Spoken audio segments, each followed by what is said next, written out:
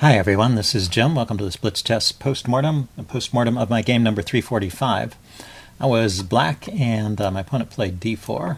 I responded with d5, classical response, c4, all the main moves, and now c6. You see in the database c6, the Slav defense is the top choice. And very popular among grandmasters today, very solid system. Now knight f3. Preventing the win-hour Gambit, which I like to play when I get a chance. That's after knight c3, you have a chance to play that. But with knight f3, it makes no sense anymore. So just continuing to develop. Knight f6, knight c3. And now I take here. I usually continue with e6, just locking in the bishop and going for slower development. So that's the system I'm most familiar with. And you can see actually that's the top choice. But this taking is also a respectable line. I think this is the classical way of playing the Slav.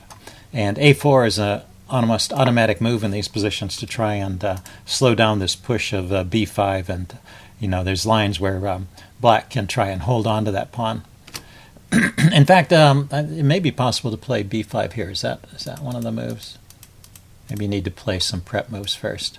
Anyway, I wasn't intending to play that way. I was just using this as an opportunity to develop my bishop outside the pawn chain.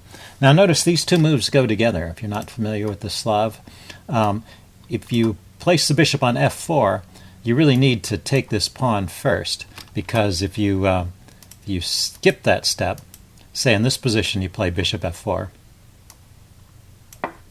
without bothering to resolve the situation in the center, then queen b3 is a pretty good move here.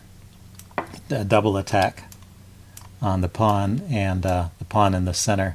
So queen b6 is the main move, and the line continues. I mean, it is a playable line, but with probably a pretty good advantage to white.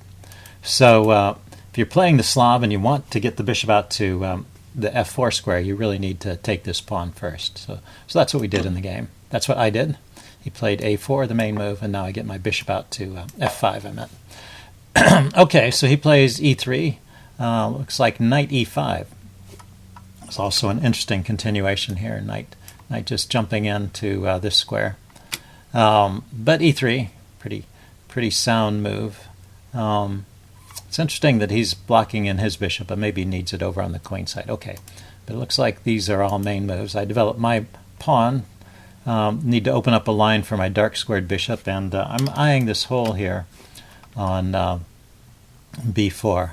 So at this point he grabs the pawn, so I haven't tried to hold on to the pawn, I'm just giving it back, and I play bishop b4. So it looks like we're in just a real mainline position here. So let's see how long this continues. I castle. Looks like knight bd7 is also a move here. And then he plays knight h4. So at this point we're getting a little bit outside the main line. The main line is queen e2, but this is a good move. He can just grab the bishop pair here. My retreat, bishop g6. Yeah, maybe that's not the best move. I do that as kind of a reflex. A lot of times you want to retreat the bishop and take with the rook pawn to open up this file, but I've already castled, so in this case maybe it's better just to leave the bishop here, play knight bd7, and if he takes my bishop, then at least I'll take back with the pawn, and I'll have some influence over the e4 square with that pawn. So I guess I shouldn't fear the bishop capture. Anyway, these are the little details you learn as you play an opening more. So I wasn't really aware of this. Like I said, this is an opening line I don't play that much. So bishop g6, and he takes it. And we're pretty much out of the opening book here, so let's just look at the notation tab. The engine's recommending queen f3 or e4. Yeah, it already gives white a pretty good advantage here, but not hopeless. So he goes queen e2. And knight bd7, just continuing normal development moves. Rook d1. I was a little uncomfortable having the queen opposite that rook, so I played my queen over to e7 right away, also supporting my bishop, which is loose here, although not subject to immediate attack. You just want to kind of prevent these attack ticks. But it looks like e4 is a strong move, which my opponent played here. So if we back up, is there a move I can play to prevent e4? Queen a5 is an interesting suggestion. Yeah, that's probably a better move. It gets the queen out of the path of this rook, puts some pressure on the knight, and also defends along the rank here. fifth rank or fourth rank, depending on your point of view. Okay, so that would have been a better way to play as well. So queen e7. So these little mistakes, and I get into some trouble here. Just continuing development, bringing my rook out. Bishop g5 with the pin, and now I need to really do something about the e-pawn. And it looks like, yeah, it looks like e5 is the only move. He's threatening to play e5 himself and just win a piece. So I've got to stop it. And then he pushes on the d5. Ah, good play by my opponent here. I take. So this is a mistake. Let's see, what do I need to play here? I need to play a5 and just leave this tension unresolved here. I guess he's not... he can't push because my bishop protects that square as well as the queen. Okay, and if he takes, I take back with a pawn. My pawn structure is a little damaged, but it's not the end of the world. So that's the way to play it. And just play a move like a5, strengthening the bishop. Okay, and stopping him from advancing his a-pawn as well. Okay, so this c takes d5 was a mistake. He plays knight takes d5. Yeah, now there's suddenly just a lot of pressure on my position. The knight is hitting my knight and hitting the queen. But the game goes on. Queen c5. I play this move, counter-attacking his bishop. And he doesn't find the best move here. Let's see. Bishop to b5 is a good move. Let's follow the chess engine line for a little bit here. Bishop to b5. Just to see how white should have won this game. I had the feeling I was losing, and it's just interesting. I mean, he has all these threats. He's also got the knight coming in here and the knight coming in here. Lots of tactics. That's why I chose queen c5, was to try and guard against these threats. But now with bishop b5, okay, a6 kicking the bishop, takes.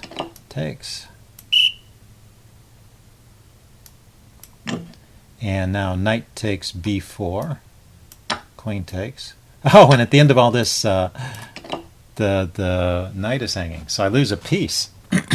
Well, that's a kind of a deep combination. I suppose, given enough time, you could spot that. So starting from this position, let's see if we can figure this out.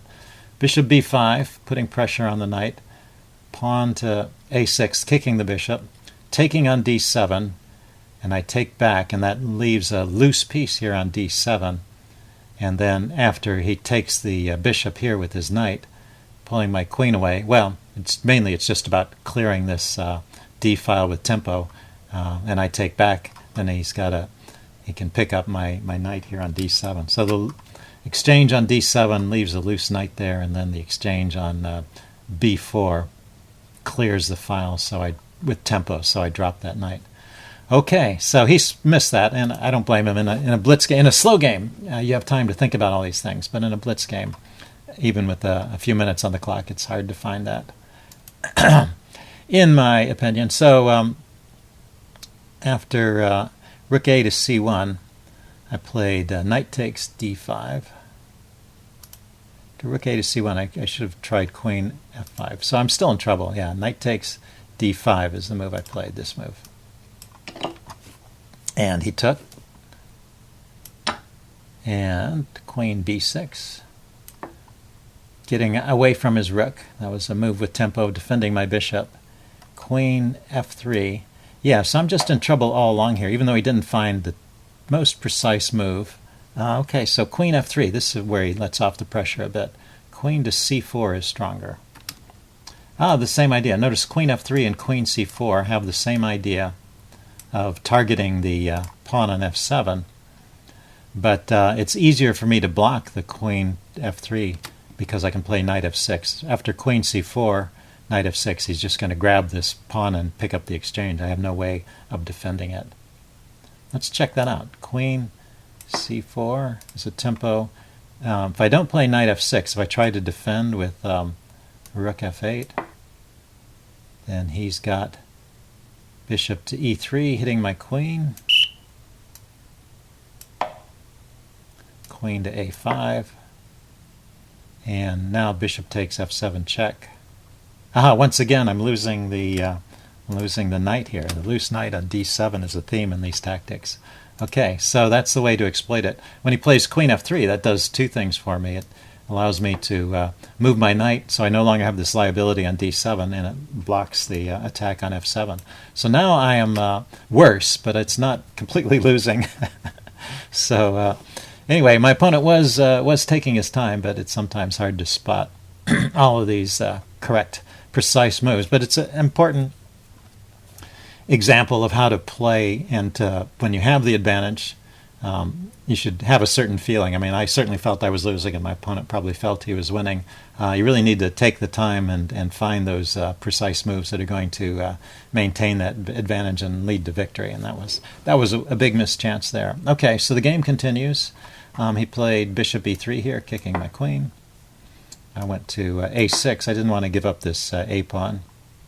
He plays rook c7, so penetrating to the 7th rank. Yeah, I mean, he's still got a lot of initiative, and that's a good move there, taking over the 7th rank. So I'm not out of the woods yet. I play bishop to e7. Yeah, I'm blocking once again his connection to the f7 pawn. And now he can just grab on b7. Okay, he did that. Bishop takes b7. So did I have a better defense there? Right here, how could I have defended? Rook to f8 is the best way to defend there. Yeah, I was trying to get my loose bishop out of trouble. Even after rook to f8, I'm still losing this pawn on b7, but maybe there's less damage. Okay, well, let's see how the game went. Bishop e7, he takes, and I played queen to a5, and he grabs the exchange here. Rook takes e7 is stronger. This is nice. This is an example of overloading. This rook on e8 is overloaded. It's defending the rook in the corner, and it's defending the bishop. And so if he grabs this bishop and I take back, he picks up a rook. So that wins a whole piece, right? Because he gets a bishop, I get a rook, he gets a rook. So he's got a rook and a bishop for a rook. Wins a whole piece and removes force from the board. So real strong way to play. So this is not quite as good. Oh yeah, it's really not as good because it left his rook hanging. That was the flaw. I missed that in the replay too. Queen a5 had the secret threat of hitting the rook. So that's why, not that one. Let's erase some of these lines. Okay, we have the overrook there, the overworked rook here, but the queen a5 move also hit his rook. So his rook is loose there. So he needed to take the bishop, and that's the best way to exploit it. So when he grabbed in the corner, I still can't take back with my rook because it leaves this bishop hanging. I still have that problem where this rook is overworked, but my queen was attacking his rook. So at this point, finally, I think I get to where I'm nearly equal. He's going after the queen. He's a pawn up here. He's kicking my queen around. And bishop to c6. Yeah, he's escaping with his bishop. Played rook to b8, going after some of his loose pawns. Queen to e2. Bishop d8. Yeah, I'm trying to maneuver this bishop around, get it to some active role, maybe here on b6. Plays f3. Okay, f3 was a weakening move because it did open up this diagonal. And I think this exchange helps me a little bit. He took on b6. Take back. And the king went to f1. He didn't want to go into the corner and have the potential back rank threats. So I think that's reasonable play. And now I grab this pawn here. So he takes, and we get into, cancel that. He didn't take, that's right. But now the material's even, and he probably should take and go into this rook endgame. But he played bishop b5 here. And, oh really, queen takes c1. He left his rook undefended. I didn't spot this. Oh, that's funny. Yeah, that's what happens when you're losing the game. Sometimes you fail to look for these opportunities. So queen takes b2. Yeah, it's hitting his loose rook on the back rank, and when he didn't defend it or exchange queens, I should just take it off. Okay, so my bad. I played queen d4. And the game continues. He goes rook c7. He gets a rook on the 7th rank again. Knight e8. Hitting the rook. Just chasing it around. Rook to d7. Hitting my queen. Queen went to b4. Rook takes, so he gets his pawn back. But knight to d6. Yeah, allows me to harass the bishop here a little bit. So it's actually better not to take that pawn. The engine thinks queen d2 is a good move and trading queens. Okay, so rook takes h7. Rook takes a7. I play knight d6, hitting his bishop. He played queen a2 here. And now rook c8 is a dangerous threat. I played rook f8. I was also worried, yeah, that's very interesting. Rook to c8, I think I thought about this briefly, because I do have this back rank threat, but he also has this threat. His queen move has threatened my pawn on f7, and I was worried about that. So I play rook f8. I think a reasonable decision in the circumstances. He goes back to e2 with his queen, and I play rook to b8 now.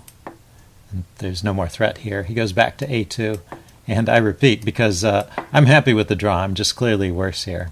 But he wants to play on. He plays queen to d5. And now I start getting some checks. I go in here with queen b1, king f2, and I decide to grab the bishop. And he should just take with the pawn. I don't know why he didn't do that. He threw in rook b7, pinning my knight. And now queen c2 check. Oh, okay, that's the idea. I had a feeling there was something here. It's always a little bit shaky when you set up these things. So queen c2 check. Let's see what this is about. Queen c2 check, king to g3, and now knight to c3, coming in this way. So I guess with the threat of coming in here, queen takes e5, grabbing a pawn. Yeah, I've managed to save my piece. Oh yeah. So when I played queen b2 check, yeah, it's I was thinking of harassing his king, but I forgot about. I just need to check on c2 and free my knight. So that's a very common tactic here. Let's back up to this situation. When he pins the knight, and you can move the pinned piece, the piece it's pinned against, with check. Like here, queen c2. That's just a way of forcibly unpinning, and it wins. It frees up that knight, and so I'm just a knight up. So this move was a definite mistake. So I didn't catch that. He plays here, and I play queen a3, unpinning now, but now I can grab the knight, and the game continues. So I maneuver some with my queen, and right here, okay, right here he's got the mate in 5. So queen to c7, and I can't stop it. He's going to come in here. Let's see. If I try rook to f7, oh, he's got queen takes f7. If I try queen to h4 check, yeah, that's what I wanted to do. Is I wanted to play g5 and queen h4 mate, but it's too late for that. He's just going to mate me here. Okay. So queen d5. I go here. I think at this point we're both a little low on time, so we're starting to make those kind of time blunders. Queen d7. Plus it's just a complicated position, with and he has this outside passed pawn, so he's still winning at this point. But now I set up my threat, and he plays on with g3, and I get to check and go after the pawn here. And now he goes queen f5, and march up. I didn't think this was leading anywhere. He plays rook takes g7. Yeah, okay, so he just must have miscalculated something here. Or maybe that was a slip. h4, coming forward with the pawn is the way to play this, and with the win. Okay, he played rook takes g7, and now, even though I'm a whole rook up, the best I can do is draw. So let's just go through the rest of this. Yeah, I just play a few moves to try and avoid the perpetual check, but there's apparently no way out. Let's back up. There was 1 second there where at this point he could play b7. Okay, so he went for the draw. And that's how the game ended. So pretty interesting, some tactics there to look at, and shows how it's easy to miss stuff, when you're thinking about the wrong thing. So one lesson there, which I've noticed in many games, is that if you've been under attack and suddenly there's an opportunity for you to turn the tables and take the offensive, a lot of times you'll miss that because your mindset is completely defensive. So if you can shake that and keep your mind open to attacking possibilities, even when you've been on the defensive the whole game, that can often be a great thing.